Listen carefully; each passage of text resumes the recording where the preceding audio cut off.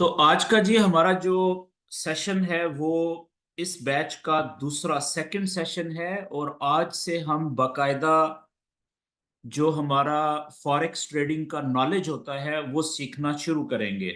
जो पहला सेशन था कल का वो तो इंतहाई एक बेसिक था। वो भी चले, जिन दोस्तों को फॉरेक्स का नहीं पता उनके लिए तो वो भी नॉलेज था। लेकिन जो असल नॉलेज है फॉरेक्स ट्रेडिंग का वो हम आज से शुरू कर रहे हैं।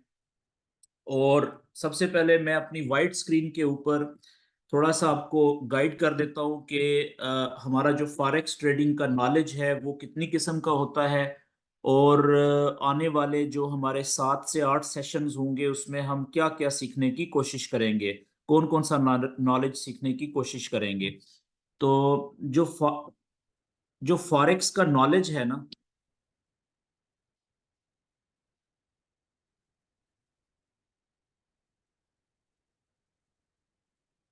ठीक है, जो फॉरेक्स का इल्म है बेसिकली, जो बेसिक इल्म है, जो सीखना हर ट्रेडर के लिए बहुत जरूरी होता है, वो दो तरह का होता है।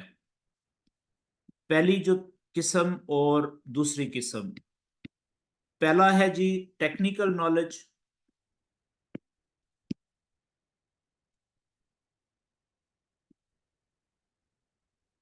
और दूसरा है फंडामेंटल नॉलेज।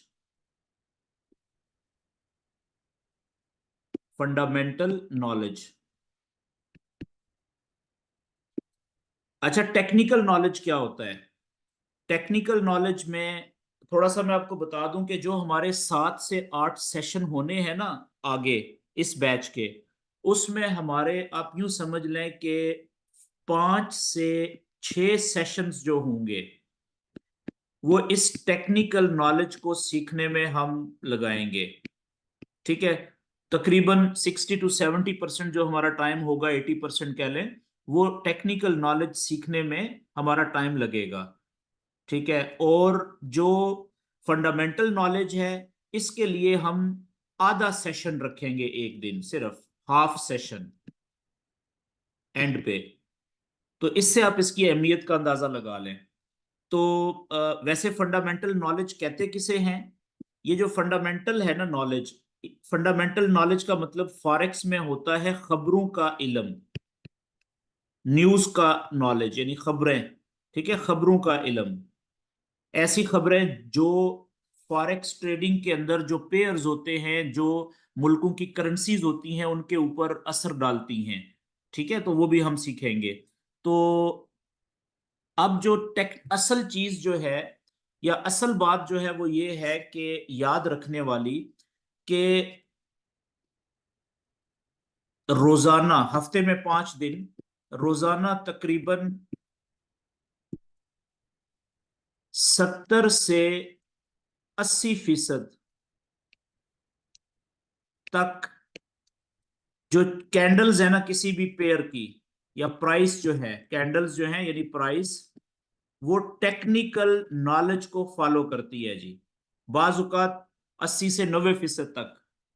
ठीक है, तो दिन का जो, जब तक फॉरेक्स ट्रेडिंग चल रही होती है, ओपन होती है मार्केट, तो उसमें ज्यादातर टाइम जो है वो ये जो टेक्निकल नॉलेज है ये काम कर रहा होता है।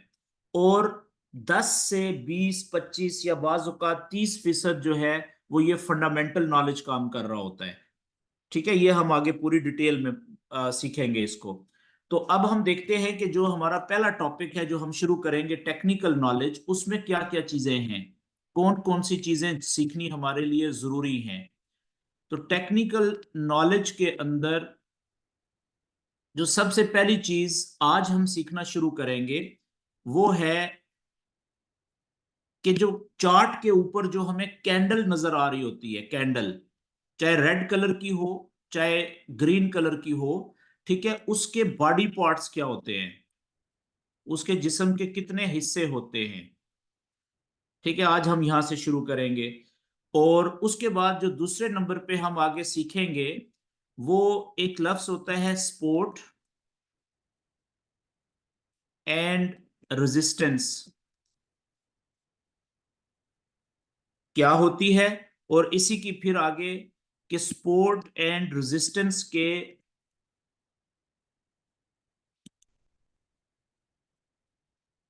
हॉरिजेंटल लेवल, हॉरिजेंटल किसे कहते हैं? जो जमीन के ऊपर बिछे हुए होते हैं सीधे। हॉरिजेंटल लेवल्स क्या होते हैं और वो कैसे बनाए जाते हैं अपने चार्ट के ऊपर, ये भी हम सीखेंगे। अच्छा, उसके बाद जो तीसरा हमारा टॉपिक होगा वो होगा प्राइस एक्शन का। प्राइस एक्शन, ठीक है। ये प्राइस एक्शन क्या होता है? और फिर प्राइस एक्शन में हम मुख्तलिफ चीजें, आगे टॉपिक्स हैं इसके, चैप्टर्स हैं, ठीक है। वो क्या है जी के वेव्स, वेव पैटर्न्स क्या होते हैं, ठीक है। फिर चैनल्स क्या होते हैं, उसके बाद फिर ब्रेकआउट्स क्या होते हैं, ठीक है। ये सारी चीजें हम, और इसी में फिर ट्रेंड लाइंस भी आ जाती हैं। ये दूसरा हमारा होगा। और जो तीसरा हमारा और आखिरी टॉपिक होगा वो होगा वो जो फंडामेंटल नॉलेज मैंने बात की, आखिर में हम फंडामेंटल नॉलेज,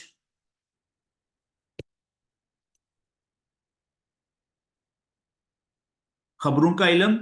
और उसके बाद फिर आखिर में जो हम सीखेंगे वो होगा कि मनी मैनेजमेंट किसे कहते हैं। जो प्रिंसिपल्स हैं, असूल हैं बड़े, प्रिंसिपल्स ऑफ मनी मैनेजमेंट। तो ये अगले हमारे जो 7 से 8 सेशंस होने हैं जी, उनमें हमने ये सारी चीजें सीखने की कोशिश करनी है। आप सब दोस्तों से गुजारिश है कि आज से आप थोड़ा थोड़ा जो भी सीखेंगे, तो डेली आपने हर सेशन में जितनी सी चीज आपको समझ लगे उसकी आपने लाजम प्रैक्टिस करनी है अपने घर में फारग टाइम पे बैठ के, ठीक है। बेशक आप 10 मिनट के लिए क्यों ना बैठ के प्रैक्टिस करें, बेशक आधे घंटा क्यों ना दें, 1 घंटा क्यों ना दें, लेकिन प्रैक्टिस आपने लाजम करनी है। क्यों?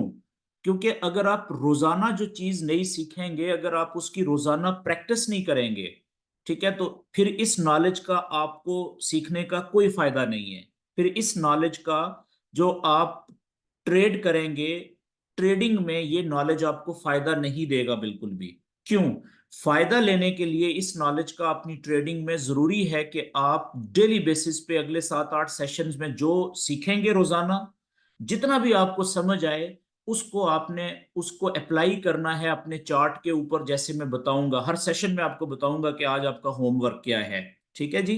ताकि जब हमारा ये 7 8 सेशन खत्म हो जाएंगे, तो उसके बाद ये जो नॉलेज मैंने लिखा है ये आपको इस काबिल बना देगा कि सही जगह से ट्रेड कहाँ से लेते हैं।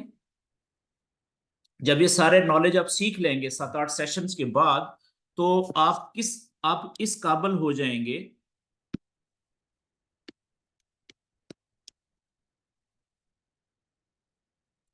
सीखने और उसकी प्रैक्टिस करने के बाद, साथ साथ उसकी प्रैक्टिस करने के बाद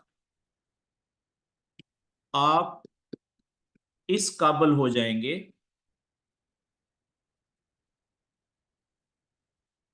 कि आप क्या कर सकें, आप ये काम कर सकेंगे, सही जगह से बाय और सेल की ट्रेड ले सकें, ठीक है जी। सही जगह से, पहली बात ये। दूसरी बात ये कि अपनी ट्रेड पर सही जगह पर एसएल स्टॉप लॉस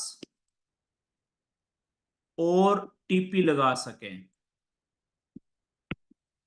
ये आप इस काबिल हो जाएंगे। और तीसरी बात यह है कि आपको ये पता चल जाएगा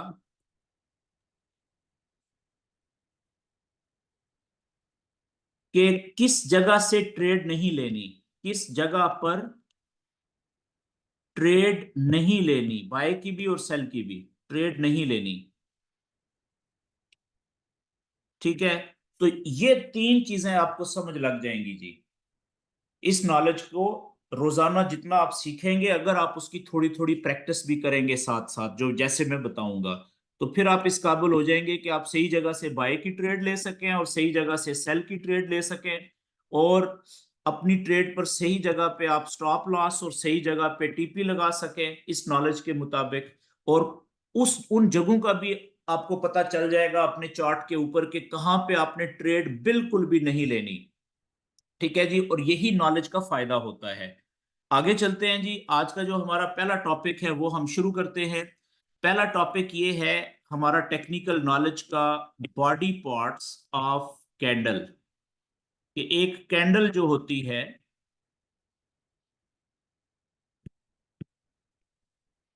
उसके जिस्म के कितने हिस्से होते हैं। ये शुरू करने से पहले मैं आपके साथ एक वेबसाइट ओपन कर रहा हूं। अच्छा, मैं यहाँ पे सब दोस्त जो है ये नोट कर लें कि ये दो वेबसाइट्स में लिख रहा हूं। एक है www.investing, INVESTING, investing.com। ये एक वेबसाइट है। और एक दूसरी वेबसाइट में लिख रहा हूं यहाँ पे TRADING, ट्रेडिंग व्यू, VIEW, व्यू.com। ठीक है, ये आपके सामने मैंने दो मुख्तलिफ वेबसाइट्स लिखी हैं। देखें, जब भी आपने चार्ट देखना है ना, तो जिन दोस्तों के पास घर में लैपटॉप मौजूद हैं या टैबलेट मौजूद है या कंप्यूटर, डेस्कटॉप कंप्यूटर मौजूद है, तो उन दोस्तों से गुजारिश है कि वो जो चार्ट ओपन करें वो दोनों में से किसी एक वेबसाइट पर ओपन करें। ठीक है, क्यों? इसका फायदा आपको क्या होगा कि ये नॉलेज जितना भी आप सीखने लगे हैं, आज शुरू करने लगे हैं, ये नॉलेज आपने अपने चार्ट के ऊपर अप्लाई करना होता है। इसकी प्रैक्टिस कहाँ पे करनी होती है, इसको इस्तेमाल कहाँ पे करना होता है? अपने किसी भी पेयर के चार्ट के ऊपर। ठीक है, तो चार्ट, जैसा कि पिछले सेशन में, कल का जो सेशन था पहला, उसमें मैंने आपको बताया था कि जब आप अपने मोबाइल के ऊपर MT5 ओपन करते हैं तो MT5 के ऊपर भी हर पेयर का आप चार्ट ओपन करते हैं। लेकिन मोबाइल का प्रॉब्लम क्या होता है कि मोबाइल की स्क्रीन क्योंकि छोटी होती है, तो छोटी स्क्रीन के ऊपर जब आप चार्ट ओपन करेंगे किसी भी पेयर का, तो उसके ऊपर जो कैंडल्स हैं, थोड़ी जगह में थोड़ी कैंडल्स ही आपको नजर आएंगी। ठीक है, उसके मुकाबले में, मोबाइल की स्क्रीन के मुकाबले में, जब आप वही कैंडल्स या वही चार्ट बड़ी स्क्रीन पे ओपन करेंगे, लैपटॉप, टैबलेट या कंप्यूटर, तो वो बहुत बड़ी स्क्रीन होगी। तो जितनी बड़ी स्क्रीन होगी उतनी ज्यादा कैंडल्स क्लियर आपको नजर आएंगी, उतना ज्यादा आप उसके ऊपर अच्छे तरीके से नॉलेज अप्लाई कर सकेंगे, समझ आपको अच्छी आएगी नॉलेज की। ठीक हो गया जी। अच्छा, जिन दोस्तों के पास कंप्यूटर, लैपटॉप या टैबलेट्स नहीं है, उन्होंने भी परेशान नहीं होना। तो उन्होंने फिर, क्योंकि उनके पास सिर्फ मोबाइल है, तो वो फिर मजबूरी में सिर्फ मोबाइल की स्क्रीन के ऊपर भी ये सारी चीजें इस्तेमाल कर सकते हैं। ठीक है, लेकिन मैं उन दोस्तों के लिए कह रहा हूं जिनके पास ये फैसिलिटी है, तो उनको चाहिए कि वो बड़ी स्क्रीन के ऊपर अपना नॉलेज अप्लाई करने की प्रैक्टिस करें। तो अब आप देखें कि मैं आपके सामने ये जो पहली वेबसाइट है investing.com, ये ओपन करने लगा हूं, क्योंकि ये इंतहाई आसान है। ये आसान है इसको इस्तेमाल करना। और लेकिन कभी कभी क्या होता है कि ये अगर वेबसाइट सही काम ना कर रही हो, बाज़ का प्रॉब्लम आ जाता है, क्योंकि पूरी दुनिया में इस्तेमाल होती हैं ये वेबसाइट्स। तो फिर आपने ये जो दूसरी वेबसाइट है ना, ट्रेडिंग व्यू, ये थोड़ी सी मुश्किल है शुरू में इस्तेमाल करने के लिए, थोड़ी सी मुश्किल है दूसरे वाली ट्रेडिंग व्यू। लेकिन जब ये काम नहीं करेगी तो फिर आप ये दूसरी इस्तेमाल कर सकते हैं, तो इतनी मुश्किल नहीं है, हर बंदा सीख लेता है, फौरन ही पता चल जाता है उसको। नहीं तो यूट्यूब पे डालें एक, वहां पे सर्च कर लें जी कि कैसे tradingview.com की वेबसाइट को कैसे इस्तेमाल करते हैं। ठीक है, तो बड़ा सिंपल है, या मैं आपको किसी वक्त बता दूंगा कि इसको कैसे इस्तेमाल करते हैं। तो अभी मैं आपको जो पहली वेबसाइट है ना, investing.com, ये बताने लगा हूं कि ये आप इसको कैसे यूज करेंगे। आपने क्या करना है कि आपने सबसे पहले अपने गूगल के ऊपर, ठीक है, जैसे ये देखें, ये मैं अब गूगल पे जा रहा हूं जी। यहाँ पे मैं ओपन करने लगा हूँ वेबसाइट ब्राउजर में, www.investing, INVESTING, investing.com। और ये लें जी, मैंने वेबसाइट ओपन कर दी investing.com, आप देख रहे हैं। तो ये है इसका होम पेज, ये आप देखें ऊपर बड़ा बड़ा investing.com लिखा हुआ है यहाँ पे, और उसके आगे फिर ये सर्च इंजन भी दिया हुआ है कि आपने पूरी दुनिया के अंदर जितने भी फॉरेक्स ट्रेडिंग के जो पेयर्स होते हैं उनमें से किसी भी पेयर का अगर आपने चार्ट देखना है तो यहाँ पे सर्च बार जो बनी हुई है, यहाँ पे आप किसी भी पेयर की पूरी अलामत लिखेंगे। मिसाल के तौर पे मैं कहता हूं जी, मैं गोल्ड का XAUUSD, गोल्ड वर्सेस अमरीकी डॉलर, US डॉलर, ठीक है, उसका पेयर मैं उसका चार्ट ओपन करना चाहता हूं। तो जैसे मैंने गोल्ड और अमेरिकन डॉलर का पेयर की अलामत ऊपर लिखी यहाँ पे सर्च बार में, नीचे आप देखें उसने मुझे दो पेयर्स दे दिए हैं। एक है पहला XAUUSD, ऊपर देखें तफसील दी हुई है कि ये क्या है, ये गोल्ड स्पॉट US डॉलर है। स्पॉट का मतलब होता है रियल, ठीक है ना, हकीकी गोल्ड। और दूसरा क्या है, ये लिखा हुआ है, ये भी गोल्ड ही है लेकिन ये है जी C1 कॉन्ट्रैक्ट 1, यानी पेपर पे कॉन्ट्रैक्ट है गोल्ड का, और ये गोल्ड फ्यूचर है। फ्यूचर किसे कहते हैं, मुआयदे को, कागज के ऊपर हुए हुए मुआयदे को। तो हमने याद रखें कि हमने स्पॉट जो है ना उसमें रहना है, फ्यूचर में नहीं जाना, वो खतरनाक होती है। तो मैं आप देखें आपके सामने ये जो XAUUSD का जो पहला पेयर है, ये इसके ऊपर मैं क्लिक करने लगा हूं, जो रियल और स्पॉट है जो। तो जैसे ही मैंने इसके ऊपर क्लिक किया, आप देखें investing.com के ऊपर अगले पेज के ऊपर यहाँ पे ये गोल्ड की, गोल्ड और अमेरिकी डॉलर की ये देखें लाइव प्राइस चल रही है, अभी 2146.89 हो गई है, ठीक है। तो थोड़ा सा मैं नीचे इसको पेज को लाऊंगा तो ये आप देखें ये डल सा चार्ट आपको नजर आ रहा है। तो आप इस डल से चार्ट के राइट कॉर्नर पे ये ऊपर देखें कोने में, ये देखें टेक्निकल चार्ट लिखा हुआ है यहाँ पे जहां पे मेरा माउस है। तो आपने टेक्निकल चार्ट को क्लिक करना होता है, पेयर आप कोई भी ओपन करें, ठीक है। टेक्निकल चार्ट का मतलब क्या होता है, कैंडल्स वाला चार्ट, वो ग्रीन और रेड कलर की जो कैंडल्स होती हैं वो वाला चार्ट। तो किसी भी पेयर का जब आपने कैंडल्स वाला चार्ट ओपन करना है तो यहाँ पे डल सा जो ये ग्राफ होगा उस पेयर का, उसके ऊपर यहाँ पे राइट कॉर्नर पे जो टेक्निकल चार्ट का बटन है इसको आप क्लिक करेंगे। जैसे ही आप टेक्निकल चार्ट पे क्लिक करेंगे तो अगले पेज के ऊपर देखें, थोड़ा सा पेज को नीचे स्क्रॉल डाउन करें तो उसी जगह के ऊपर जहां पे थोड़ी देर पहले डल सा चार्ट था वहां पे अब ये कैंडल्स वाला चार्ट आ गया है, ठीक है जी। अब आप इसको यहां से ऊपर से ये राइट कॉर्नर से ये देखें फुल स्क्रीन है, यहाँ पे इसको फुल स्क्रीन पे ले जाए। तो अब आपके सामने है कि ये जो हमारा जो चार्ट था वो पूरी स्क्रीन के ऊपर, मेरे लैपटॉप की पूरी स्क्रीन के ऊपर आपको कैंडल्स ही कैंडल्स नजर आ रही हैं, ठीक है। अब देखें बड़ी स्क्रीन है ना, ज्यादा कैंडल्स क्लियर नजर आ सकती हैं, माजी में दूर तक हम पीछे मुड़ के देख सकते हैं कि कब ये नीचे या कहां तक आया था, उसके बाद कहां तक किस डेट को गया था, किस साल में, ठीक है। तो बड़ी स्क्रीन का ये फायदा होता है। तो आज हमारा जो पहला टॉपिक है वो ये है कि हम एक कैंडल के बॉडी पार्ट्स को सीखना शुरू कर रहे हैं जी। तो उसके लिए जरूरी है कि हम सबसे जो, अच्छा यहाँ पे आप देखें कि ये ऊपर इस जगह के ऊपर यहाँ पे ये पेयर का नाम लिखा हुआ है, आगे देखें ये टाइम दिया हुआ है कि ये 5 मिनट की कैंडल वाला चार्ट अगर मैं ओपन करूंगा तो मैं इसको 5 को क्लिक कर दूंगा। अब इस चार्ट के अंदर हर कैंडल 5 मिनट में मुकम्मल होनी है। ये लाइव कैंडल चल रही है आखिर वाली, ये भी जब शुरू हुई थी, जब मेरे लैपटॉप पे 8:25 हुए थे तो ये कैंडल शुरू हुई थी। तो जैसे ही 5 मिनट पूरे होंगे, 8:25 से 8:30 होंगे, 8:30 पे ये कैंडल क्लोज हो जाएगी 5 मिनट की, और उसके बाद 8:30 पे अगली नई कैंडल शुरू हो जाएगी जो 5 मिनट के बाद वो भी खत्म हो जाएगी। ये हम पिछले टॉपिक में बात कर चुके हैं डिटेल में।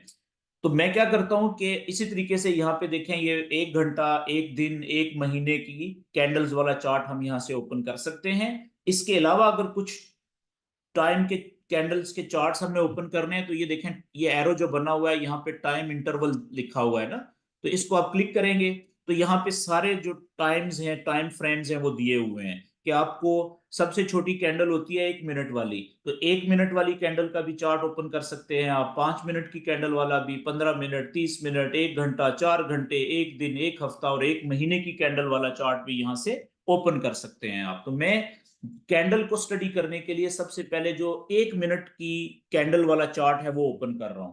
अब इसमें आप देखें कि ये कैंडल है लाइव चल रही है आखिर में, अब देखें मेरे लैपटॉप पे टाइम हुआ है 8:27।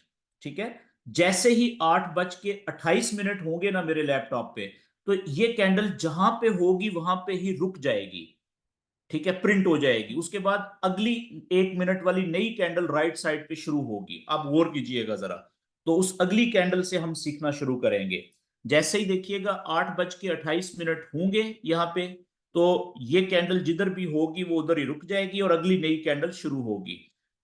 ओके जी। अभी भी 27 है। हम 8:28 होने का वेट कर रहे हैं ताकि नई कैंडल शुरू हो। आप देखें जी, ये 8:28 हुए, तो पिछली कैंडल यहाँ पे क्लोज होगी और अगली कैंडल जो है वो इस जगह से शुरू हुई है। ठीक है, ये इस जगह से। अब देखें कि जिस जगह पे ये नई कैंडल शुरू हुई, इस जगह पे, यहाँ पे ये अगली कैंडल स्टार्ट हुई थी।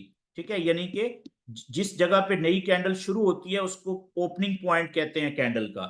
अगर ओपनिंग पॉइंट से प्राइस ऊपर जाए, कैंडल ऊपर जाए, तो कलर देखें ग्रीन ऊपर जाता है। ये नोट करें आप, जितना ऊपर जाती जाएगी ना और ग्रीन कलर होता जाएगा। और जहां तक गई वहां से अगर वापस आएगी तो पीछे देखें धागा सा रह जाएगा सेंटर में काले रंग का, और कलर वापस आ गया है। तो ये धागा क्या बता रहा है कि यहां तक ये कैंडल गई थी ऊपर, ग्रीन कलर हुआ था। अब और जैसे ही ओपनिंग पॉइंट से कैंडल नीचे जाएगी तो कलर देखें क्या होना शुरू हो गया है, रेड होना शुरू हो गया है। ठीक है, अब जितना ये ओपनिंग पॉइंट से नीचे जाती जाएगी रेड कलर नीचे जाता जाएगा जितना। अब देखें 1 मिनट पूरा हुआ, ये कैंडल इस जगह पे क्लोज हुई है यहाँ पे। ठीक है, जहां पे ये कैंडल का टाइम पूरा हुआ उसको हम क्लोजिंग पॉइंट कहते हैं। और अगली कैंडल ओपन यहां पे हुई इस जगह पे, ओपनिंग पॉइंट से ऊपर जाती जाएगी तो ये ग्रीन कलर जाता जाएगा जितना मर्जी ऊपर चली जाए। वापस आएगी तो पीछे धागा सा सेंटर में रह जाएगा, जिसे कदमों के निशान कहते हैं कि जी यहां तक ये कैंडल आई थी। ठीक है, फिर वापस गई वापस जाने से पहले। तो इस तरीके से कैंडल चाहे 1 मिनट की हो, चाहे 5 मिनट की, 1 घंटे की, 4 घंटे की, इस तरीके से कैंडल मूव करती है। तो अब इसको हम जरा समझने की कोशिश करते हैं मजीद अपने व्हाइट पेपर के ऊपर, व्हाइट स्क्रीन के ऊपर, कि ये होता क्या है। ओके जी, व्हाइट पेज के ऊपर मैंने आपको बताया कि कोई भी कैंडल हो, 1 मिनट की कैंडल हो या 5 मिनट की हो या 15 मिनट की हो, घंटे की हो, सारी कैंडल्स एक ही तरीकाकार के मुताबिक चलती हैं। मुझे 1 मिनट के लिए आपने टाइम देना है।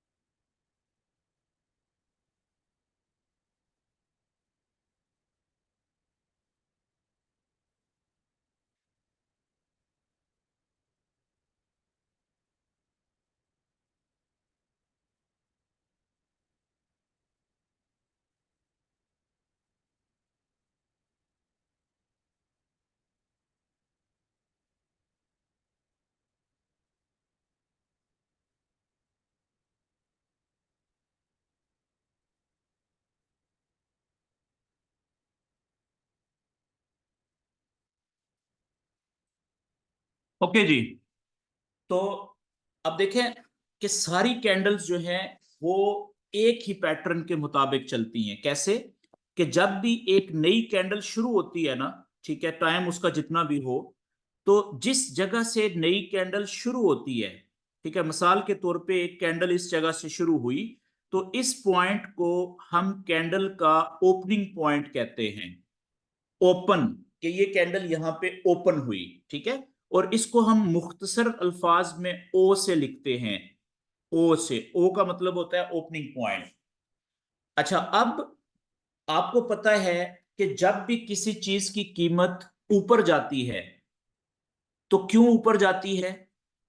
जब भी किसी चीज के अंदर खरीदार बढ़ जाते हैं, ठीक है, जब भी किसी चीज के खरीदार बढ़ जाएं, खरीदारी अगर ज्यादा हो तो कीमत ऊपर जाती है ना। कीमत का मतलब कैंडल्स ऊपर जाती हैं। और दूसरा, कि अगर खरीदारों की जगह पे अगर बेचने वाले यानी सेलर बढ़ जाएं, अगर सेलर ज्यादा हो तो कीमत किधर जाती है या कैंडल्स नीचे जाती है।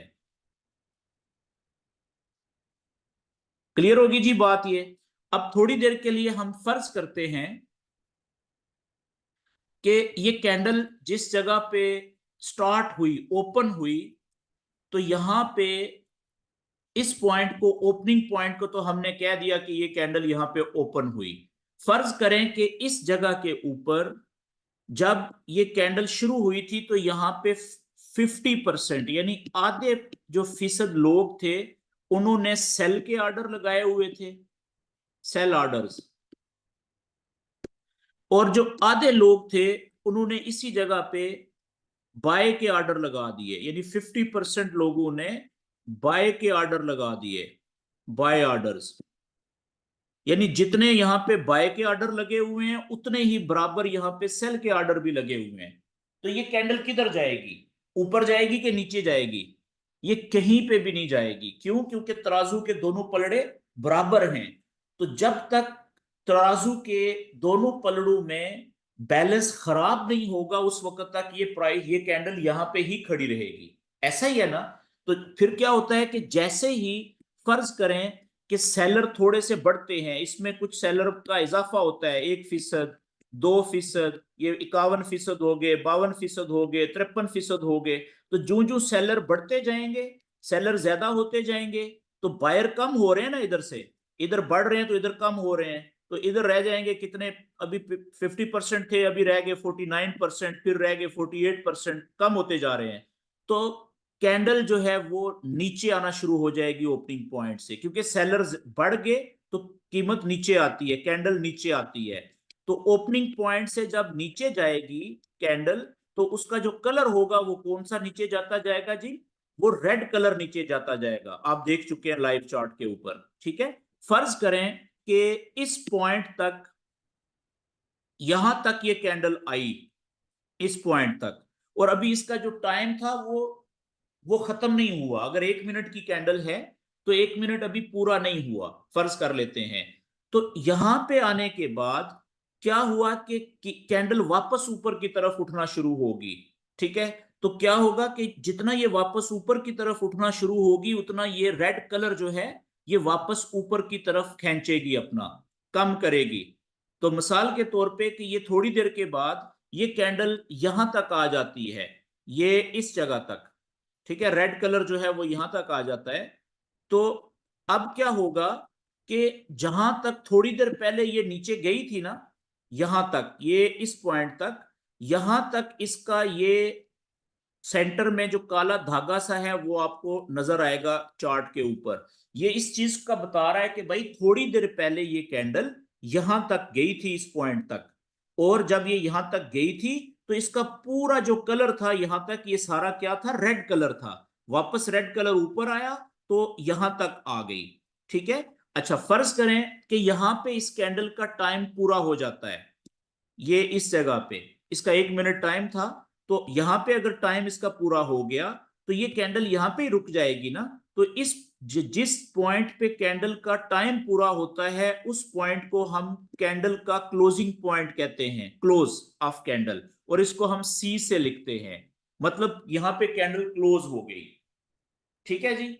अच्छा, अब इस मिसाल में जो मैंने कैंडल की शक्ल बनाई उसमें कैंडल के 3 पॉइंट्स हैं। कौन से?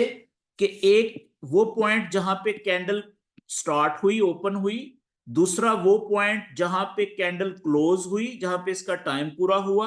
और तीसरा वो पॉइंट जितना ये कैंडल नीचे गई थी, सबसे निचला पॉइंट यानी लो पॉइंट। तो ये लो पॉइंट था इसका, ये तीसरा पॉइंट है। और इसको हम कहेंगे कि ये अपने टाइम में कैंडल सबसे नीचे यहां पे गई थी। इसको क्या कहेंगे? लो ऑफ कैंडल या लो पॉइंट, इसको एल से लिखेंगे, ठीक है जी। और अगर इसी दौरान कैंडल ये ऊपर जाती, ठीक है, हाइट पे ऊंची, मिसाल के तौर पे ये ऊपर यहां पे भी जाती, वापस इधर नीचे आ जाती, तो इस पॉइंट को हमने, चौथा पॉइंट क्या होता है कैंडल का? ये वाला कि हाई पॉइंट कितना है अपने टाइम में, ये कैंडल ऊंचाई की जगह पे कितनी गई, ये वाला फिर इसका हाई पॉइंट कहलाना था, हाई ऑफ कैंडल, और इसको हम H से लिखते हैं, और इसको हम चौथा पॉइंट कह देते हैं। तो एक नॉर्मल जो मुकम्मल कैंडल होती है उसके ये 4 पॉइंट्स होते हैं। पहला कि ये कैंडल अपने टाइम पे ओपन किस जगह से हुई, दूसरा क्लोज होने से पहले ये कितना नीचे गई लो पॉइंट पे और कितना ऊपर गई हाई पॉइंट पे, और फिर ये क्लोज कहां पे हुई। ठीक है, तो ये टोटल 4 पॉइंट्स होते हैं। अब इन 4 पॉइंट्स को सामने रखते हुए आप देखते हैं कि जब भी कोई कैंडल क्लोज होती है, जब उसका टाइम पूरा होता है, तो चार्ट के ऊपर कैंडल्स की मुख्तलिफ शक्लें आपको नजर आ रही होती हैं। वो कितनी किस्म की शक्लें हो सकती हैं मैं आपको बता यहां पे अभी ड्रा करके हम देखते हैं। मिसाल के तौर पे एक कैंडल ओपन हुई इस जगह पे, ये यहां पे ओपन हुई, ठीक है, इस जगह पे, ये इसका ओपनिंग पॉइंट हो गया ओपन। उसके बाद ये कैंडल पहले गई, फर्ज करें कि यहां से इस जगह तक गई थी ऊपर, यहां तक ऊपर गई थी, ठीक है, ऊपर गई, उसके बाद फिर वापस नीचे आई, नीचे आके ओपनिंग पॉइंट से नीचे यहां तक गई थी नीचे, और उसके बाद फिर वापस आ रही थी, ठीक है, और यहां पर थी इस जगह पे कि इसका टाइम पूरा हो गया, तो इस जगह के ऊपर ये क्लोज हो गई। ओपन यहां पे हुई थी, क्लोज यहां पे हुई, इसका टाइम यहां पे पूरा हुआ, लेकिन ओपन होने के बाद और क्लोज होने से पहले ये इतना नीचे भी आई थी और इतना ऊपर भी गई थी। ठीक है, ये 1 मिनट की कैंडल भी हो सकती है, 1 घंटे की भी हो सकती है, 1 दिन की भी हो सकती है, 4 घंटे की भी, कोई भी कैंडल हो सकती है, टाइम कुछ भी हो सकता है। तो अब आप देखें कि इस कैंडल का ये 4 पॉइंट हो गए ना, ठीक है। तो अच्छा, जब इस कैंडल का टाइम पूरा हो गया, यानी ये क्लोज हो गई कैंडल, तो उसके बाद इसकी शक्ल चेंज नहीं हो सकती। क्यों? किसी भी कैंडल की शक्ल चेंज उस वक्त तक हो सकती है जब तक वो कैंडल चल रही होती है। जब एक कैंडल बंद हो गई, उसका टाइम खत्म हो गया, फिर तो वो प्रिंट हो जाती है ना, माजी का हिस्सा बन जाती है, फिर उसकी शक्ल चेंज नहीं होती। ठीक है, वो पक्की रहती है, बस वो हमेशा हमेशा के लिए उसी शक्ल वो प्रिंट हो जाती है, सेव हो जाती है चार्ट के ऊपर। तो अब आप देखें कि इस कैंडल का जब ये क्लोज हो गई, तो इसकी जो शक्ल हमें नजर आएगी चार्ट के ऊपर, वो कैसी नजर आएगी। आप देखें कि चार्ट के ऊपर तो कैंडल्स का या तो रेड कलर होता है या ग्रीन कलर होता है। तो इसमें कलर कहां से कहां तक होगा, रेड होगा कि ग्रीन होगा। आप देखें कि ये कैंडल ओपन कहां से हुई, इस पॉइंट से। ओपन और क्लोज कहां पे हुई। याद रखें कि किसी भी कैंडल का, जो कैंडल क्लोज हो चुकी होती है, उसका जो रंग वाला हिस्सा होता है ना, कलर वाला हिस्सा, वो उसके ओपनिंग पॉइंट से लेके क्लोजिंग पॉइंट तक का होता है। अब ओपन ये कैंडल यहां पे हुई थी, क्लोज यहां पे हुई थी, तो मैंने ये डब्बा बना लिया ओपनिंग पॉइंट से लेके क्लोजिंग पॉइंट तक, ठीक है। अब इस किसी भी कैंडल का जो रंग वाला हिस्सा होता है ना, हम किस कैंडल की बात कर रहे हैं, जो कैंडल क्लोज हो चुकी है, जिसकी शक्ल चेंज नहीं होनी अब, ठीक है। तो उसका जो रंग वाला हिस्सा होता है, वो होता है ओपनिंग पॉइंट से लेके क्लोजिंग पॉइंट तक का। अब यहां पे इस जगह जो है ना, इस जगह को कैंडल की ओपनिंग पॉइंट से लेके क्लोजिंग पॉइंट तक की जो फासला होता है, इसको हम कैंडल की बॉडी भी कहते हैं। कैंडल की बॉडी, यानी बॉडी, बॉडी ऑफ कैंडल। और यही जो बॉडी होती है ना कैंडल की, ओपनिंग पॉइंट से लेके क्लोजिंग पॉइंट तक, यही रंग वाला हिस्सा भी होता है। तो अब इसका रेड कलर होगा या ग्रीन कलर होगा। आपने देखना है कि ओपन कहां पे हुई, ऊपर, क्लोज कहां पे हुई, नीचे। अगर ओपन कैंडल ऊपर हो, क्लोज नीचे हो, इसका मतलब है कि ओपन होने के बाद प्राइस नीचे जाके क्लोज हुई है ना, तो ये रेड कलर होगा। ओपनिंग पॉइंट से लेके क्लोजिंग पॉइंट तक का जो कलर होगा वो रेड होगा। क्यों? ओपन होने के बाद प्राइस नीचे आई और नीचे ही क्लोज हो गई। इसका मतलब है प्राइस अगर ओपनिंग पॉइंट से नीचे आई थी तो फिर कलर रेड होता है ना। तो ये देखें, ये इतना इसका रेड कलर होगा जी, ठीक है। ये जो बॉडी है, कैंडल की ओपनिंग पॉइंट से लेके क्लोजिंग पॉइंट तक ये सारी रंग वाली होती है। अगर ओपनिंग पॉइंट ऊपर है, क्लोजिंग पॉइंट नीचे है, तो कलर बॉडी का रेड होगा। ठीक है जी। और अगर इसके मुखालिफ सिमत में अगर ये कैंडल ऐसे ओपन होती कि ओपन हुई, मिसाल के तौर पे यहां पे ये ओपन हुई थी इधर, ओपन होने के बाद, ठीक है, फर्ज करें पहले ये इधर नीचे आई थी, फिर ये ऊपर गई थी इधर, फिर ये इधर थी यहां पे, जब इसका टाइम पूरा हुआ तो इस जगह पे ये क्लोज होगी। तो अब इस कैंडल की जो बॉडी है वो ओपनिंग पॉइंट से लेके क्लोजिंग पॉइंट तक होगी ना, यहां तक। ठीक है। तो इसका जो, अच्छा, अब इस कैंडल का जो कलर होगा बॉडी का वो कौन सा होगा? आपने देखना है कि ओपनिंग पॉइंट किधर है। ओपन तो ओपनिंग पॉइंट नीचे है और क्लोजिंग पॉइंट ऊपर है, यानी ओपन होने के बाद कैंडल ओपनिंग पॉइंट से ऊपर जाके क्लोज हुई है, यानी प्राइस ऊपर जाके क्लोज हुई है, तो कलर क्या होगा? ग्रीन होगा, सिंपल। तो यहां से ओपनिंग पॉइंट से लेके क्लोजिंग पॉइंट तक का जो ये डब्बा होगा, इसका बॉडी यानी कि इसका कलर होगा ग्रीन।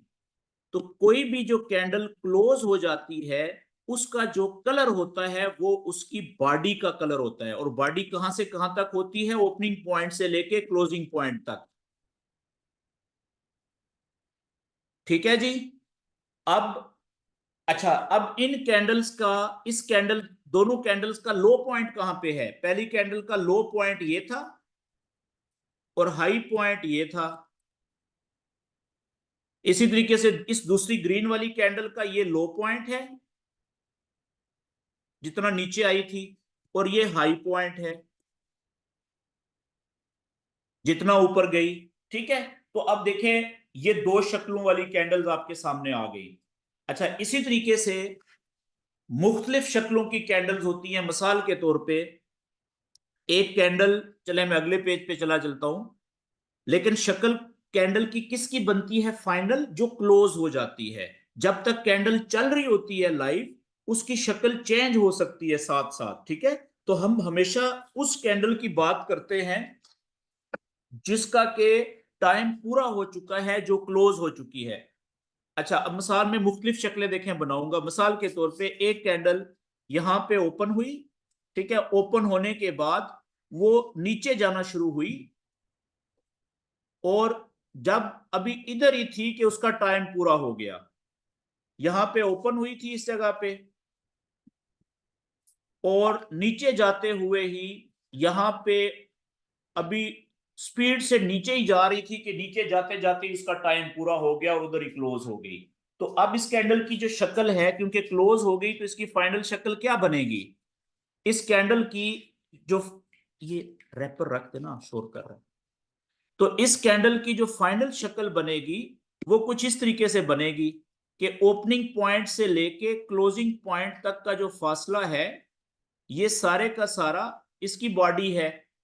और इस कैंडल में तो है ही बॉडी, ना इसका लो है ना इसका हाई पॉइंट है। तो इसका जो फिर कलर होगा वो क्या होगा? ठीक है, इसका कलर होगा बॉडी का रेड। क्यों? ओपन ऊपर हुई, ओपनिंग पॉइंट ऊपर है और क्लोजिंग पॉइंट नीचे है। इसकी रिकॉर्डिंग हो रही होती है। तो ये आप देखें, ये ओपनिंग पॉइंट से लेके क्लोजिंग पॉइंट तक इसकी बॉडी जो है वो है, और इसका कलर सारा देखें कितना ज्यादा लंबी कैंडल है, इसकी बॉडी कितनी बड़ी है और रेड है इस तरीके से। तो अब इस कैंडल का, क्योंकि ये क्लोज हो चुकी है, तो इस तरह की कैंडल की आपको ओपनिंग पॉइंट से लेके क्लोजिंग पॉइंट तक सिर्फ बॉडी ही नजर आएगी। ना ऊपर की तरफ कोई धागा निकला हुआ है, ना ऊपर की तरफ कोई हाई पॉइंट है, ना नीचे की तरफ कोई लो पॉइंट है। तो इस सूरत में इस तरह की कैंडल का हाई पॉइंट कौन सा है? फिर ये जो ओपनिंग पॉइंट है यही इसका हाई पॉइंट भी कहलाएगा, क्योंकि इससे ऊपर तो गई नहीं ये। ठीक है। इसी तरीके से इसका जो ये क्लोजिंग पॉइंट है यही इसका लो पॉइंट भी है, क्योंकि इससे नीचे तो मजीद गई कोई नहीं। तो ये शक्ल भी आपके सामने है। अच्छा, एक शक्ल, मैं कुछ और दो तीन शक्लें बनाता हूं जल्दी से। मिसाल के तौर पे कि एक कैंडल यहां से ओपन हुई, ये इस जगह से ओपन हुई, ओपन होने के बाद ऊपर गई, वापस नीचे आई, ठीक है, और यहां पे जाके नीचे जा रही थी, यहां पे क्लोज हो गई। इसका टाइम यानी कि यहां पे ओपन हुई थी और ओपन होने के बाद ऊपर गई थी यहां तक, और फिर वापस नीचे आई थी और नीचे जाते हुए इस जगह पे थी कि उसका टाइम पूरा हुआ, तो ये उसका क्लोजिंग पॉइंट हो गया, ये क्लोज हो गई यहां पे। तो अब इस कैंडल की जो फाइनल शक्ल है वो किस तरह की आपको नजर आएगी? बॉडी कहां से कहां तक होगी इसकी? सिंपल ओपनिंग पॉइंट से लेके क्लोजिंग पॉइंट तक, ओपनिंग पॉइंट से लेके क्लोजिंग पॉइंट तक बॉडी होती है, कलरफुल रंग वाला हिस्सा। तो कलर क्या होगा? कलर होगा जी, ओपन ऊपर हुई, क्लोज नीचे हुई, तो नीचे जाके क्लोज हुई तो कलर होगा रेड।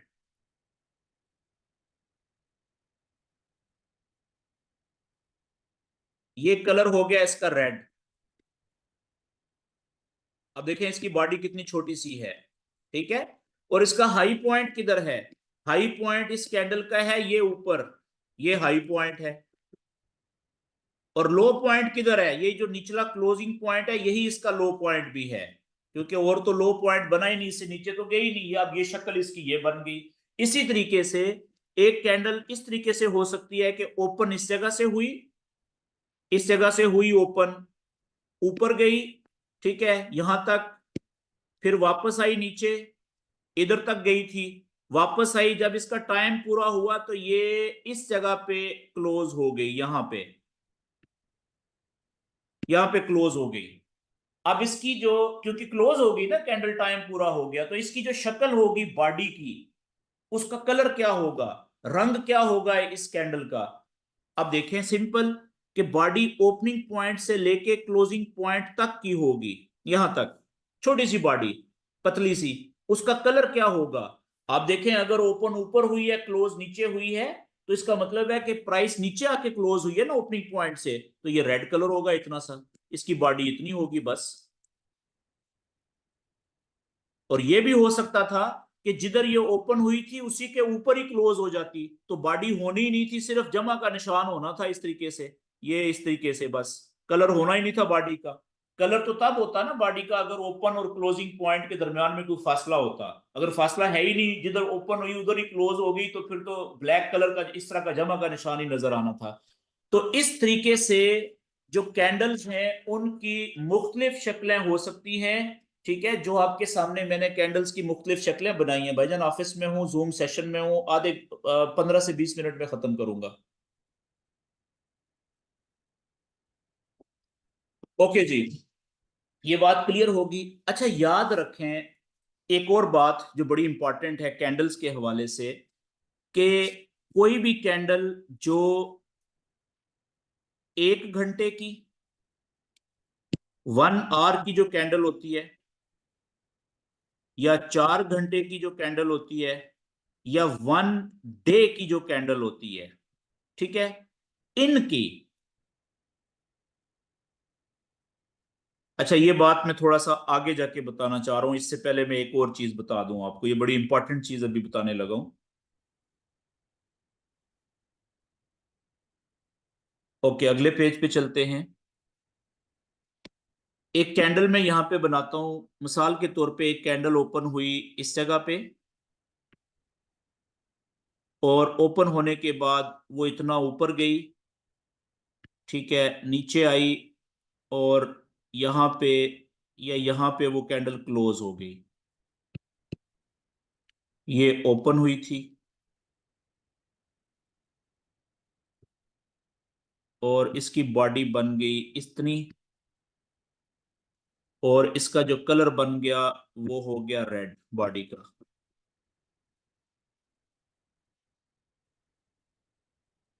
और एक कैंडल में बना लेता हूं इस तरीके से कि ओपन हुई इधर,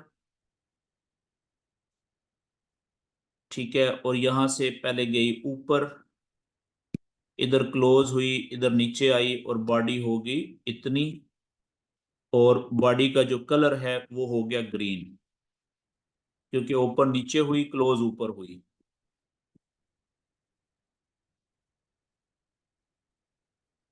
अब इनके पॉइंट्स बना लेते हैं कि ये ओपनिंग पॉइंट है,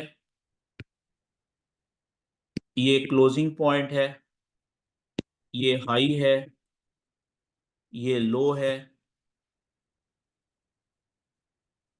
और अब याद रखें कि ये जो बॉडी के ऊपर ये जो धागा सा होता है, ठीक है, ये धागा सा जो निकला हुआ है ये वाला,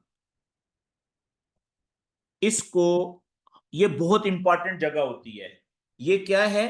इसको हम कहते हैं कैंडल की विक या कैंडल का शैडो। विक या शैडो, साया ऑफ कैंडल, ठीक है। इसी तरीके से ये जो नीचे वाली बॉडी से नीचे वाला जो ये धागा सा होता है, इसको भी हम क्या कहते हैं? इसका भी वही नाम है, कैंडल की विक, विकेट से, या कैंडल का साया यानी कि शैडो। अगर बॉडी से ऊपर है ये विक, तो इसको ऊपर वाली विक कह सकते हैं, या पीछे अपर लगा लें, अपर विक या अपर शैडो। इसी तरीके से नीचे वाली है तो पीछे आप लोअर लगा लें, बॉडी से अगर नीचे है लोअर विक या लोअर शैडो। ये बात क्लियर होगी। याद रखें कि ये जो कैंडल की, जो 1 घंटे की कैंडल होती है,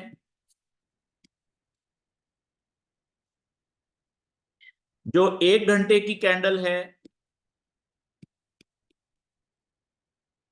या 4 घंटे की कैंडल है, या 1 दिन की कैंडल है, इनमें से अगर कोई भी कैंडल है ना, तो उसकी जो ये ऊपर वाली विक और नीचे वाली विक बहुत इंपॉर्टेंट होती हैं।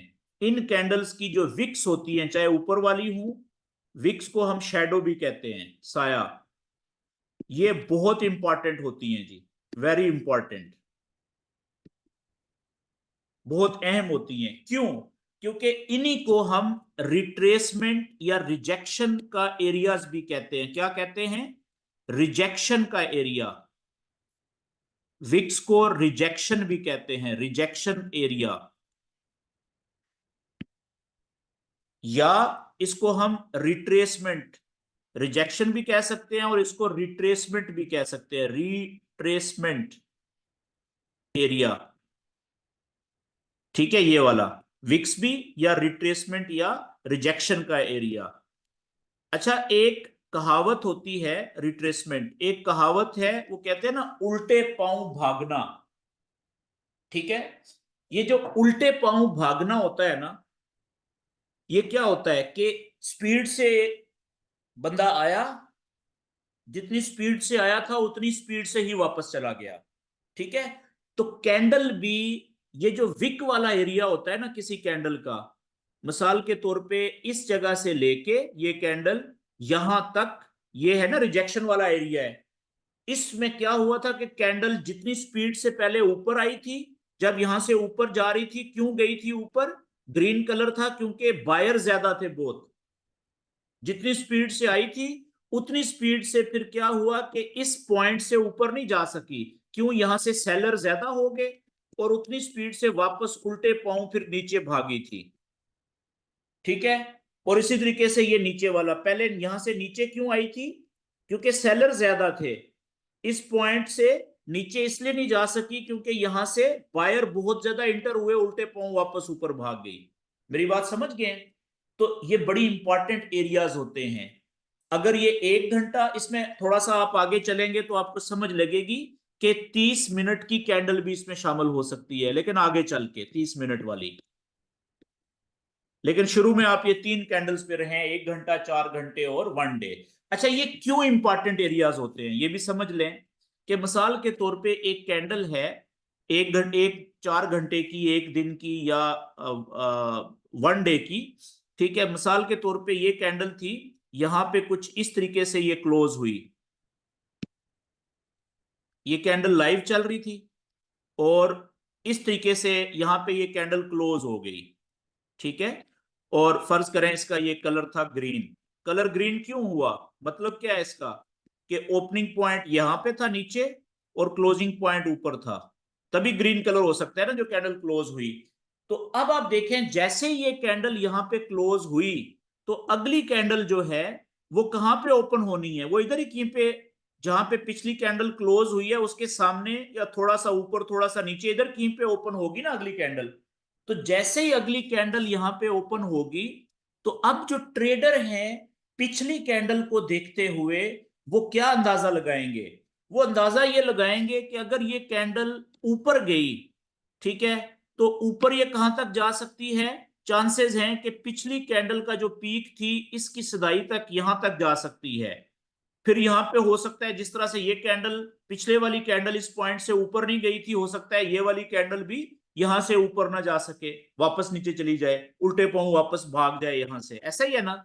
और इसी तरीके से अगर ये कैंडल नीचे गई, तो ट्रेडर ये समझते हैं कि जो पिछली कैंडल थी उसका जो लो पॉइंट था उसके बराबर तक हो सकता है कि ये कैंडल भी नीचे जाए, यहां तक आए। और फिर जिस तरह से पिछली कैंडल इस पॉइंट से ज्यादा नीचे नहीं जा सकी थी, यहां से उल्टे पांव वापस ऊपर भागी थी, हो सकता है ये वाली कैंडल भी यहां से ऊपर भाग भाग जाए। मेरी बात समझ गए हैं? तो पिछली कैंडल के लो या हाई पॉइंट्स को, खसूसन जो विक्स वाली कैंडल्स होती हैं उनके हाई और लो पॉइंट्स को सामने रखते हुए अगली जो कैंडल शुरू होने वाली होती हैं उनके लो और हाई पॉइंट के मुमकिना जगहों का ट्रेडर अंदाजा लगाते हैं।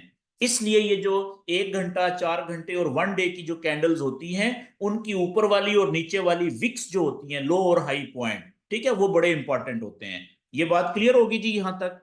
तो ये हमारा पहला टॉपिक था आज का, जो जिसे हम कहते हैं कैंडल के बॉडी पार्ट्स कितने होते हैं। अच्छा, अब इसमें अगला जो आज का हमारा टॉपिक है जिसको मैं कवर करना जरूरी समझता हूं, वो क्या है कि स्पोर्ट किसे कहते हैं और रेजिस्टेंस किसे कहते हैं। मैं यहां पे लिखने लगा हूं जी। एक लफ्ज होता है स्पोर्ट,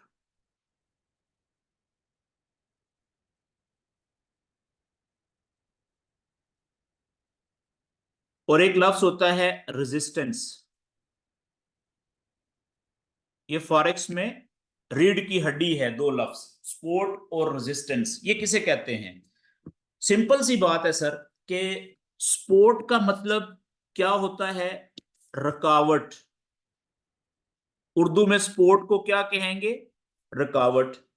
और रेजिस्टेंस का मतलब क्या होता है उर्दू में? इसको भी कहेंगे रुकावट। स्पोर्ट भी रुकावट को कहते हैं और रेजिस्टेंस भी रुकावट को कहते हैं तो ये दोनों रुकावटें, स्पोर्ट भी और रेजिस्टेंस भी, ठीक है, लेकिन हैं थोड़ी मुख्तलिफ रुकावटें। कैसे?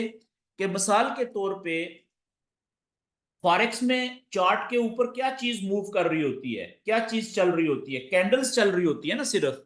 तो कैंडल या ऊपर जाती है या नीचे जाती है, ठीक है। तो ऐसी रुकावट जो कैंडल को नीचे जाने से रोकने की कोशिश करती है उसको हम स्पोर्ट कहते हैं। तो फिर स्पोर्ट कौन सी रुकावट हुई? मैं यहां पे लिख देता हूं, ऐसी रुकावट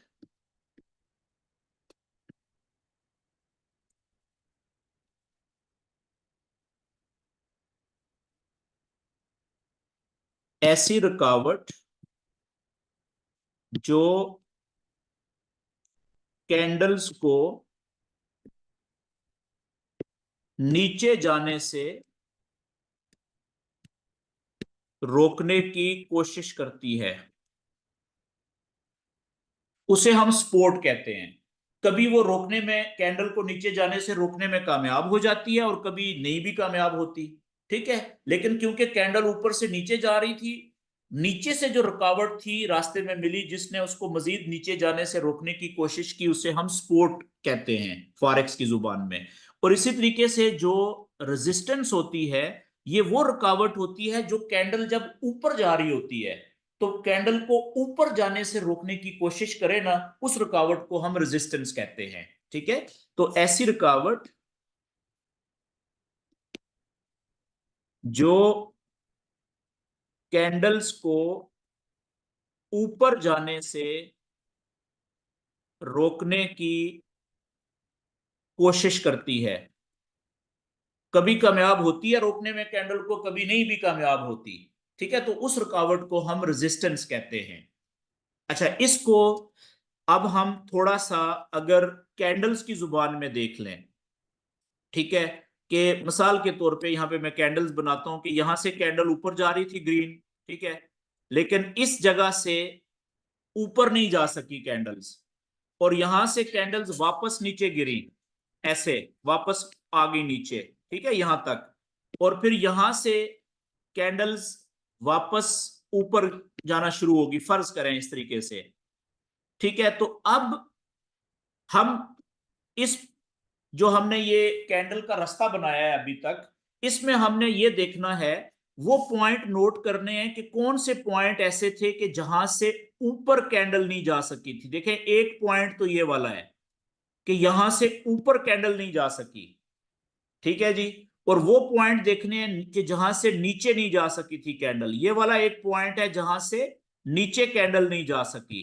तो इस रास्ते में ये एक ऐसा जगह है कि जहां से कैंडल मजीद ऊपर नहीं जा सकी, तो इस जगह को हम रेजिस्टेंस कहेंगे, रुकावट। नजर नहीं आ रही हमें, लेकिन क्योंकि कैंडल यहां से ऊपर नहीं जा सकी ना, तो इसलिए हम इस जगह को रेजिस्टेंस कहेंगे।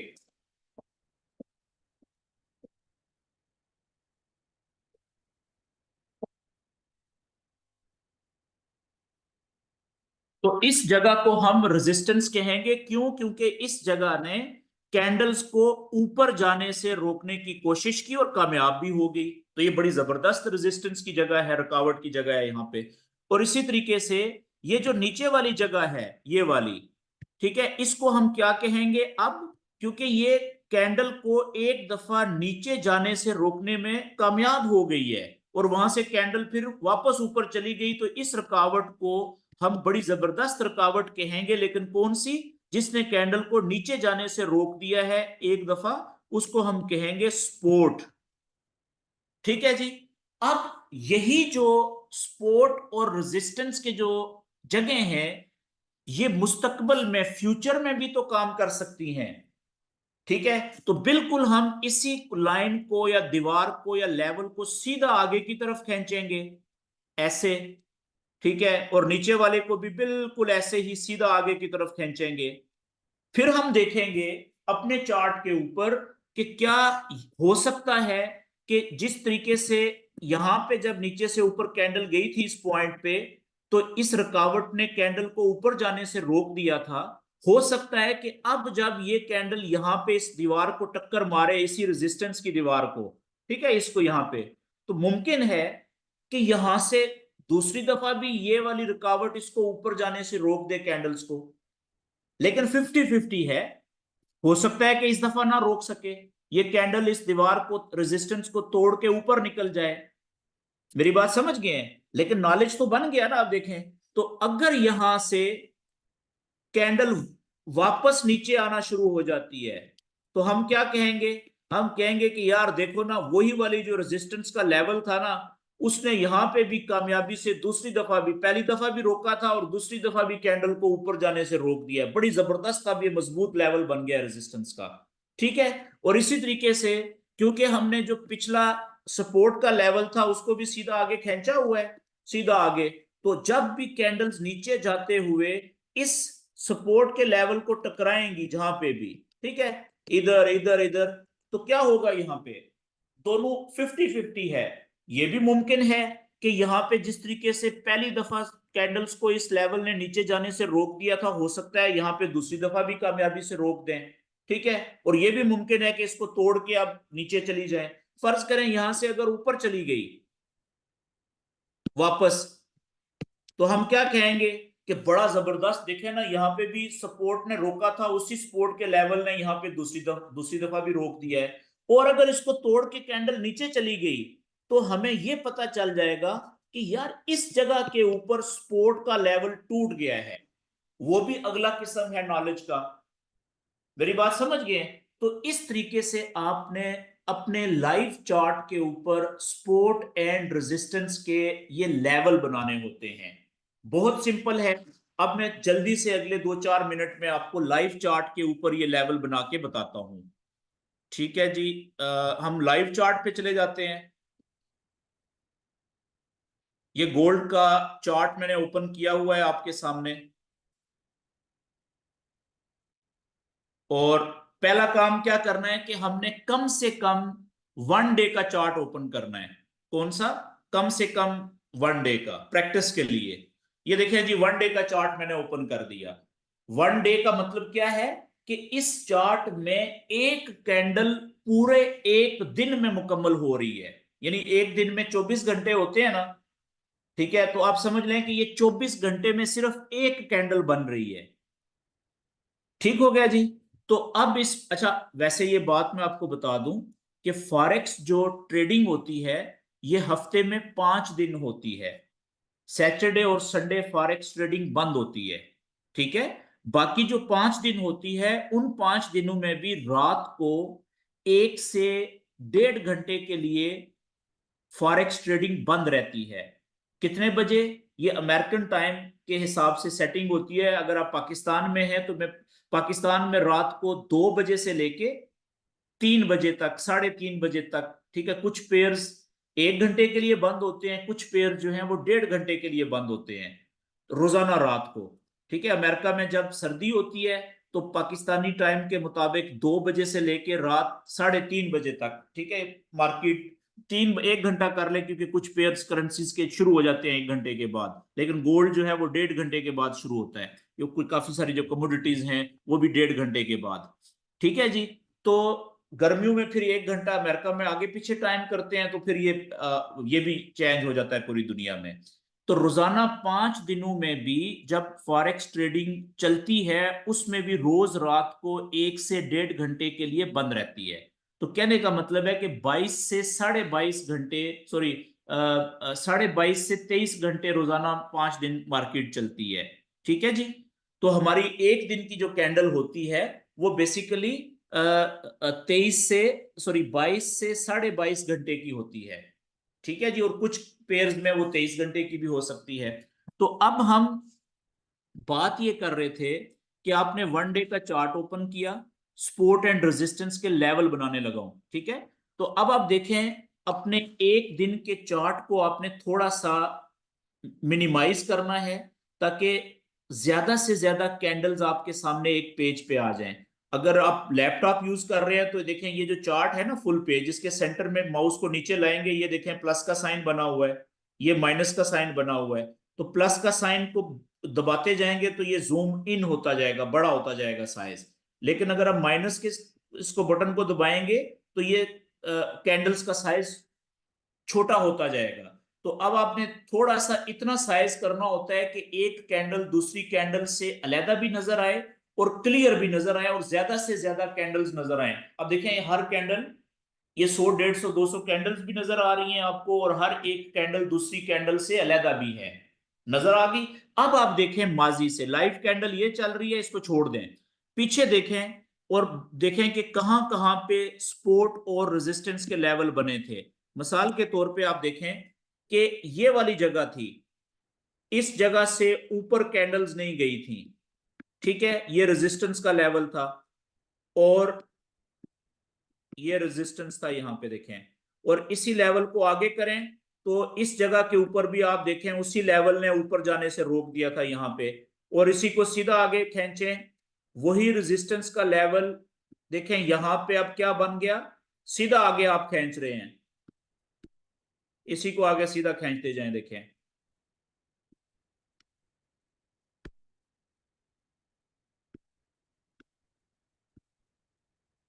ये देखें, ठीक है जी। लेवल हमने कहां से शुरू किया था? ये इस जगह से, लेफ्ट साइड से, 1 डे के चार्ट पे। यहां पे कैंडल्स जब नीचे से ऊपर जा रही थी, अब गौर कीजिएगा, यहां से नीचे से ऊपर जा रही थी, तो ये रुकावट इस पॉइंट से ऊपर वो पहली दफा नहीं जा सकी, वापस आ गई नीचे।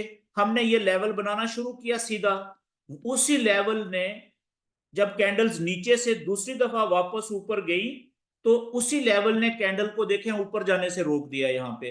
यानी कि यहां पे भी रेजिस्टेंस के तौर पे काम किया इसने, और यहां पे फिर दोबारा रेजिस्टेंस के तौर पे काम किया, और ऊपर जाने से कामयाबी से कैंडल को रोक दिया। उसके बाद कैंडल जब नीचे आई, देखें कितना नीचे आई, कितने दिनों तक नीचे जाती रही, ठीक है। फिर यहां से जब आप देखें वापस कैंडल ऊपर गई, ठीक है। अब उसने तीसरी दफा इस रेजिस्टेंस के लेवल को तोड़ दिया है, और कैंडल ऊपर जाने में कामयाब हो गई। तो अब यही जो रेजिस्टेंस का लेवल जब टूटा है तो कैंडल्स ऊपर चली गई, अब वापस जब कैंडल्स आई है ना नीचे, अब यही रेजिस्टेंस का लेवल अब कैंडल्स को नीचे जाने से रोक रहा है। ये देखें यहां पे वही लेवल वही है, पहले रेजिस्टेंस का किरदार अदा कर रहा था, अब यहां पे ये सपोर्ट का किरदार अदा कर रहा है, यानी कैंडल्स को नीचे आने से रोक दिया इसने। और देखें फिर यहां से कैंडल वापस ऊपर गई, फिर वापस ऊपर से नीचे आई, फिर सपोर्ट का किरदार अदा किया दूसरी दफा, फिर ऊपर चली गई, फिर तीसरी दफा जब टक्कर मारी तो अब ये सपोर्ट का लेवल टूट गया, कैंडल नीचे आ गई।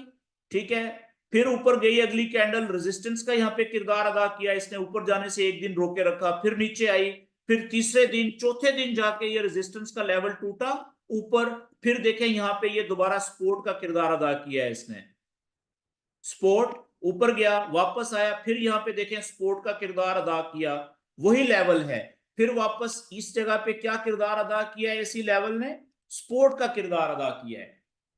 तो क्या सीखा कि भाई एक लेवल जो पहले रेजिस्टेंस था माजी में, वही आगे जाके जब टूटता है तो सपोर्ट बन जाता है, टूटता है तो रेजिस्टेंस बन जाता है, ऐसा ही है ना। लेकिन ये लेवल चलते रहते हैं आगे से आगे, समझ गए। लेकिन यहां पे आप देखें कि काफी सारी जगहों के ऊपर लेवल बन रहे हैं, जैसे ये देखें यहां पे भी रेजिस्टेंस का लेवल है ये वाला, ठीक है, और इस जगह पे भी लेवल बन रहा है ये वाला भी, और इसी तरीके से ये वाला भी लेवल बन रहा है नीचे, ये भी एक बन रहा है, ठीक है, और इसी तरीके से ये भी बन रहा है, देखें ये वाला भी। तो अब इसको यहां पे भी बन रहा है, ये देखें सपोर्ट का लेवल है ये वाला, और इसी तरीके से ये भी बन रहा है, इधर भी ये भी इधर बन रहा है। तो अब हम प्रॉपर तरीके से यही लेवल बनाते हैं, और एक लेवल रेजिस्टेंस का देखें ये भी बन रहा है, जहां पे अभी रुका हुआ है ये वाला, ये देखें ये माजी में इस जगह से ऊपर नहीं गई थी, ये रेजिस्टेंस का लेवल है, इसने फिलहाल इसको रोका हुआ है ऊपर जाने से। ठीक है जी, अब हम प्रॉपर तरीके से सपोर्ट और रेजिस्टेंस के लेवल बनाते हैं अपने चार्ट के ऊपर। ये तो मैंने समझाने के लिए आपको लाइनें लगाई है ना, आप देखें कैसे बनाएंगे। वनडे का चार्ट, ये आप लेफ्ट साइड पे आप देखें मेरा माउस, ये डिफरेंट टूल्स दिए हुए हैं, ये टूल बार्स दिए हुए हैं ना यहाँ पे। तो आपने क्या करना है कि आपने ये देख रहे हैं लेफ्ट साइड पे ये पेन सा नजर आ रहा है आपको, इसके आगे ये छोटा एरो है, इसको क्लिक किया, और ये आगे पट्टी आ गई, दूसरे नंबर पे ये रेक्टेंगल है चार खानों वाली ना, इसको आपने क्लिक किया, और फिर खाली जगह के ऊपर माउस को ड्रैग किया आपने, सिलेक्ट करके खींचा, इस तरीके से ऊपर नीचे करते जाएंगे माउस को, तो ये देखें ये दीवार सी बन रही है, ठीक है, खाली जगह पे। तो दीवार, पतली सी दीवार, आपने इतनी पतली सी दीवार बनाए, और इसको ये जो ऊपर पट्टी आई है इसको पकड़ के नीचे लाएं, इस दीवार का कलर जो है वो ये हल्का ब्लैक सा कर लें इस तरीके से। अब इस पट्टी को यहां से उठाएं, और जो लाइव कैंडल है, ठीक है, लाइव कैंडल कहां पे चल रही है, ये देखें ये लाइव कैंडल है आज की, तो इससे पीछे डेली आज की कैंडल तो अभी अपनी शक्ल चेंज कर सकती है ना, क्योंकि चल रही है अभी, आज की कैंडल को छोड़ दें, जो कैंडल इससे पिछली क्लोज हो चुकी हुई है, बंद हो चुकी हुई है, उसका लो पॉइंट किधर है, ये नीचे, और हाई पॉइंट किधर है, ये वाला। तो सबसे पहले आप जो लो पॉइंट है ये वाला, यहां पे आप वो लेवल रखें जी, ये उठा के इधर से, ये यहां पे आपने देखें, ये मैंने पिछली जो कल वाली कैंडल थी उसके लो पॉइंट के ऊपर ये लेवल रख दिया, और राइट साइड पे इसको आगे लंबा कर दिया। इसका फायदा क्या हुआ, इसका फायदा ये हुआ, अच्छा चलें ये मैं अगले सेशन में आपको बताऊंगा, फिलहाल आपने बस जनरल लेवल बनाए बड़े लंबे लंबे, ठीक है। जैसे ये आपने रेक्टेंगल यहां से पकड़ी, जैसे आप देखें एक लेवल, ये जो पहला मैंने यहां पे बनाया था, क्योंकि सेशन का टाइम काफी लंबा हो गया है, ये पहला रेजिस्टेंस का लेवल था, यहाँ पे देखें ये वाला, और इसी को आप आगे खींच दें, और यही आगे सपोर्ट का लेवल भी बन गया, ये देखें। ठीक है जी, इसको थोड़ा सा नीचे में पकड़ के कर लेता हूं तो और परफेक्ट बन जाएगा। यहाँ पे देखें, यहाँ पे इसने कितनी दफा ऊपर जाने से रोका, रेजिस्टेंस का लेवल, रेजिस्टेंस का लेवल, रेजिस्टेंस, फिर सपोर्ट, फिर रेजिस्टेंस, सपोर्ट, सपोर्ट, इसी तरीके से अब एक नया लेवल बनाए, ये नीचे देखें इस जगह के ऊपर,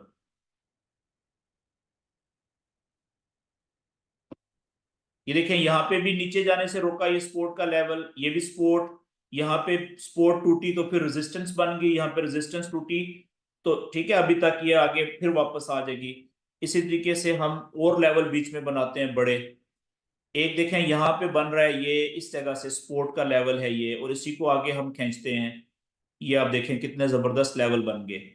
तो आपने इस तरीके से जो बड़े लेवल है ना सपोर्ट और रेजिस्टेंस के, वो बनाने की आपने प्रैक्टिस करनी है अपने चार्ट्स, मुख्तलिफ चार्ट्स के ऊपर, किसी भी पेयर के चार्ट के ऊपर। जैसे देखें एक लेवल यहाँ पे बन रहा है, और कोशिश करनी है कि ये जो लेवल्स की मोटाई है ना दीवारों की, ये बारीक से बारीक रखनी है ताकि दो लेवल्स के बीच में ज्यादा से ज्यादा खाली जगह रहे। ठीक है, और इसी तरीके से एक लेवल देखें यहाँ पे बन रहा है ये वाला, ये जो टूट गया है ऑलरेडी, लेकिन कितने टाइम तक देखें ये नहीं टूटा था, इसी दो लेवल्स के बीच में कैंडल्स मूव करती रही हैं। ठीक है, और एक लेवल आखिरी जो है ऊपर, ये देखें ये कैंडल कितनी ऊपर गई थी, ये वाली, ये यहां से, ये वाली देखें इसका हाई पॉइंट से ये वाली, जो कि अभी टूट रहा है। ठीक है, टूट तोड़ने की कोशिश जारी है अभी कैंडल की यहाँ पे। तो ये आप देखें जी कि हमने इस तरीके से लेवल्स बनाने हैं सपोर्ट और रेजिस्टेंस के, सारे लेवल हैं। अगर कैंडल ऊपर है, अब ऊपर से नीचे आएगी तो ये वाला पहला लेवल है सपोर्ट का जो नीचे जाने से रुकने की कोशिश करेगा, फिर ये वाला लेवल सपोर्ट का दूसरा मिलेगा, फिर तीसरा, फिर चौथा, फिर पांचवा। जब नीचे से कैंडल ऊपर जाएगी तो ये पहला लेवल होगा रेजिस्टेंस का, ये दूसरा, ये तीसरा, जो ऊपर जाने से रोकने की कोशिश करेगा। यहां तक बात क्लियर होगी जी? आपने इस तरीके से प्रैक्टिस करनी है, ये वन डे के चार्ट के ऊपर लेवल्स बनाने की कंसेप्ट आपको समझ आ गया है। आज की सेशन में यहाँ पे खत्म कर रहा हूं, और अब आप अपने माइक ओपन कर लें। आज के सेशन के हवाले से अगर आप क्वेश्चन करना चाहें जो आपको समझ नहीं आई, आप पूछ सकते हैं, लेकिन एक वक्त में एक आदमी बोले, बाकी वेट करें, सुने जी।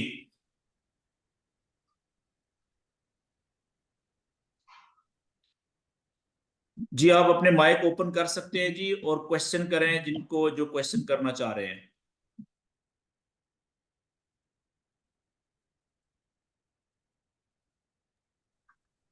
अस्सलाम वालेकुम सर। जी वालेकुम सलाम जी। अच्छा सर, ये जो हम लेवल्स बना